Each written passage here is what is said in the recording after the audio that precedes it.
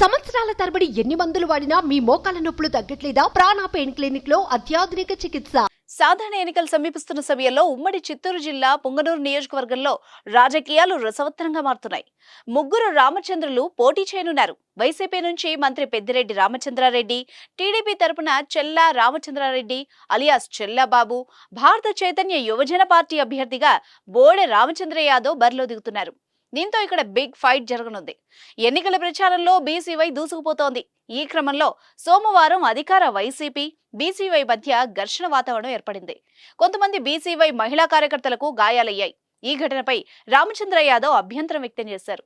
ప్రజల్లో తమకొస్తున్న మద్దతు చూసి వైసీపీ తట్టుకోలేకపోతుందన్నారు. పెద్దిరెడ్డి రామచంద్రారెడ్డిపై ప్రజల్లో వ్యతిరేకత పెరిగిందన్నారు. పుంగనూరు వాసులు ఎన్నికల్లో సరైన గుణపాఠం చెబుతారని రామచంద్ర యాదవ్ చెప్పారు.